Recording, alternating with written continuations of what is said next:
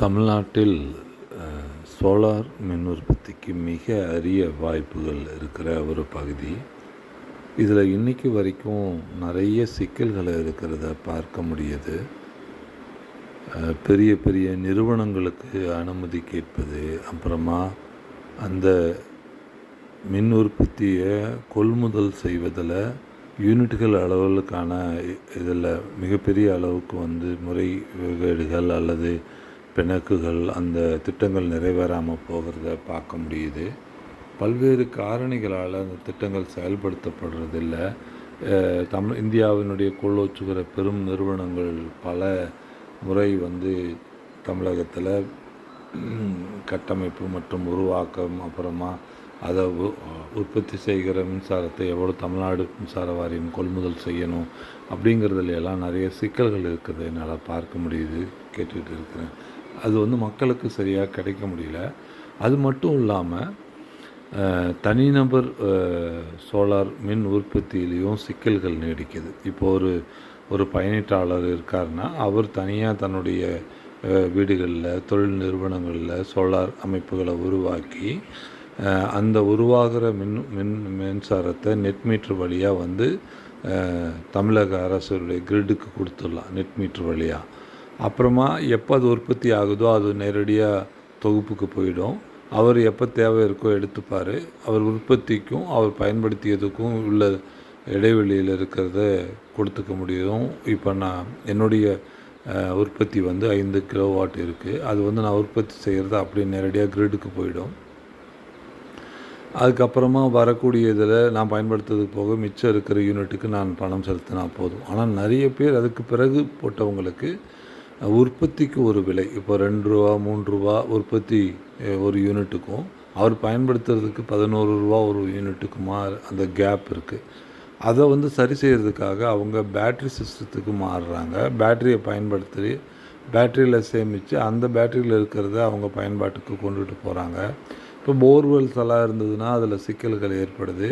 பேட்டரிகளுடைய பராமரிப்பிலும் அது வாழ்நாளில் சிக்கல் இருக்குது. இப்போது ஒரு 10 kV யூபிஎஸ் நம்ம பயன்படுத்துகிறோம் அப்படின்னா ஒரு வகையான இன்வெர்ட்ரு 3 ஆண்டுகள் அதுக்கு வாழ்நாள் கொடுக்குது, ஒரு அமரான் மாதிரியான பேட்டரிகளை. அதே இன்னும் சில பேட்டரிகள் ரொம்ப பிரச்சனை உண்டாக்குது. அதனால் பேட்டரி வழியாக சோலார்களை பயன்படுத்தக்கூடிய தனிநபர் தொழில் நிறுவனங்களுக்கும் வீடுகளுக்கும் சிக்கல்களை இருக்கிறத பார்க்க முடியுது.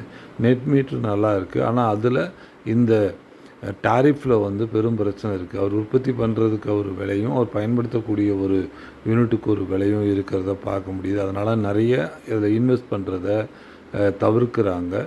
அதுக்கான காரணங்கள் எனக்கு தெரியாது. இதுதான் இன்றைய நிலை. அதுக்கப்புறமா நிறைய நுகர்வோர்களுக்கு பெனால்ட்டின்னு ஒன்று கடந்த கால ஆட்சிகளில் போடப்படுது. அதுக்கு பவர் பிரேக் பெனால்ட்டி அப்படின்னு பிஎஃப் அப்படின்னு சொல்லி போட்டு ஒரு தொழில் நிறுவனத்துக்கு மோட்டார்கள் நிறைய இயங்குது, இந்த மாதிரியெல்லாம் இருக்குது அப்படின்னா ரூ. 10,000 15,000 அவருடைய மின் நுகர்வு ரூ. 10,000 இருந்ததுன்னா, ரூ. 5,000 இருந்ததுன்னா அவர் ரூ. 15,000 பெனால்ட்டி போடுறாங்க. இதெல்லாம் என்னன்னு தெரியலை. இன்றைக்கி வரைக்கும் அந்த பெனால்ட்டி எனக்கு வந்துக்கிட்டு தான் இருக்குது, நான் கட்டிக்கிட்டு தான் இருக்கிறேன்.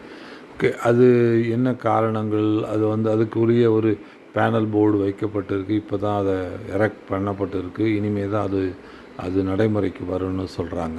ஓகே, இது ஒரு பக்கம். இன்னொரு பக்கம் இப்போ நம்ம தமிழக அரசு நிறைய நிர்மாணங்களுக்கு, அதாவது சோலார் உற்பத்திக்காக நிறுவனங்களோட தொடர்பு கொள்வது, அப்புறம் ஐஐடி மெட்ராஸோட சில புரிந்துணர்வு ஒப்பந்தங்களை ஏற்படுத்துறது எல்லாம் பார்க்க முடியுது. இது ஒருங்கிணைந்த ஒரு முறையில் இப்போ சோலார் மின் உற்பத்தி அதிகமாக இருக்கிற காலகட்டங்களில் நம்ம அதை பயன்படுத்தலாம்.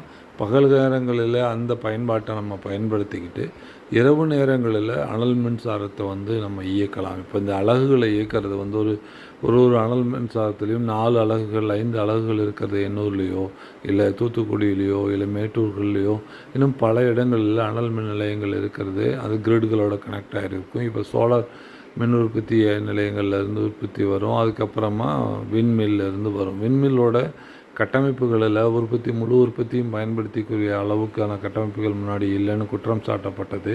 அது இப்போது சரி செய்யப்பட்டிருக்கா என எனக்கு தெரியல. ஏன்னா காற்றாலைகளை நிறுத்தி வைக்க சொல்லப்பட்ட காலகட்டங்கள் எல்லாம் எனக்கு தெரியும்.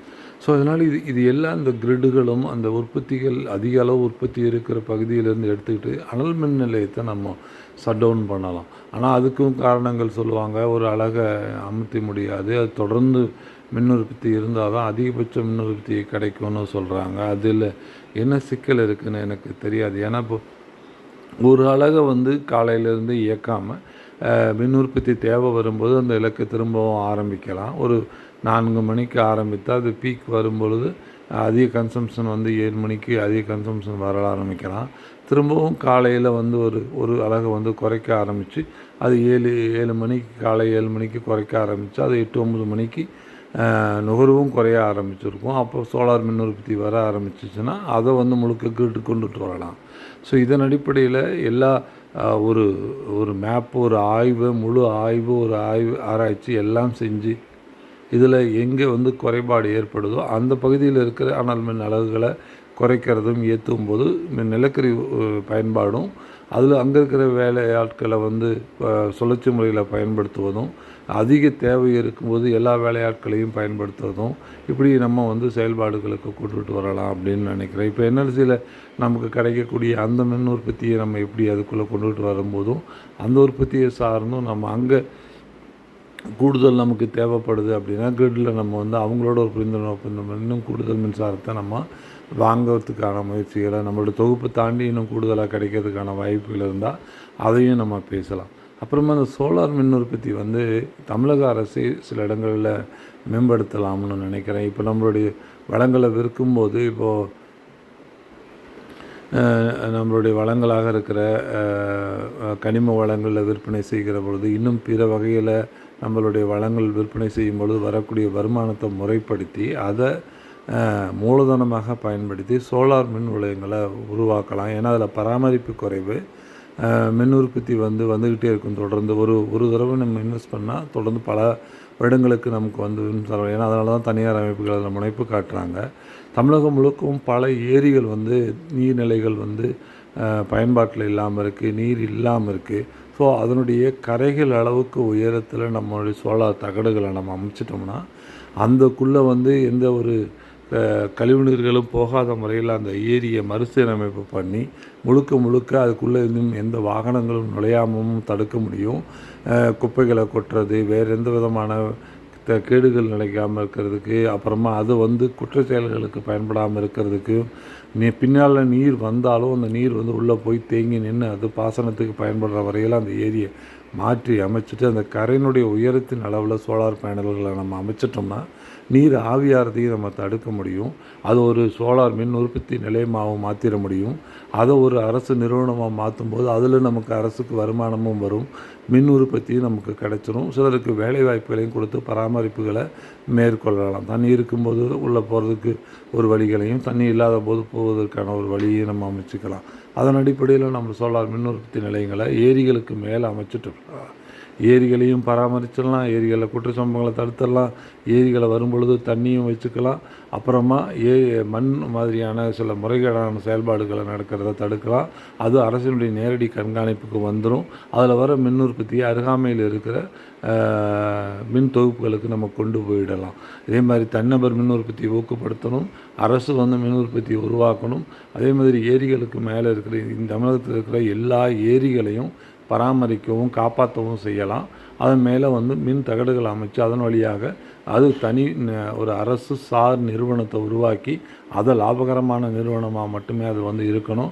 அதுக்கு அரசு எந்த விதமான ஃபீடிங்கும் கொடுக்கக்கூடாது, முதலீடுகள் மட்டும் கொடுக்கணும். முதலீடும் அந்த அரசு நிறுவனம் திருப்பி அரசுக்கு கொடுக்கணும். அதுக்கப்புறமா இன்னும் பிற தொழில்களில் அந்த முதலீடுகள் திரும்ப வந்த பின்னாடி அந்த முதலீடை பிற வேலைவாய்ப்பு வழங்கக்கூடிய பெரு நிறுவனங்களை உருவாக்கி அந்த நிறுவனங்கள்லேருந்து திரும்பவும் நம்ம அதே மாதிரி விண்மில்களையும் அரசு நிறைய இடங்களில் அமைக்கலாம்.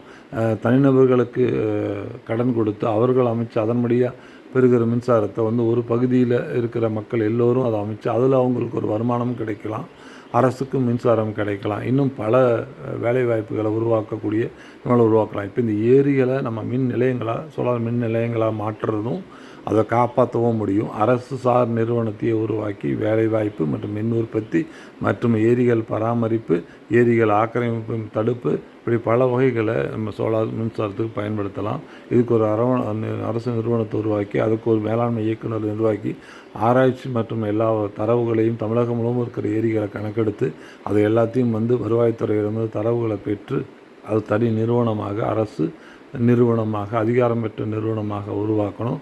நல்ல மார்க்கெட்டிங் ஸ்கில்ஸ் உள்ள ஒரு மேலாண்மை இயக்குனரை உருவாக்கி மின்சாரத்தை உற்பத்தி செய்து அரசுக்கு கொடுக்குற வகையில் ஆய்வுகளை மேற்கொள்ளணும்னு கேட்டுக்கிறேன். நன்றி, வணக்கம்.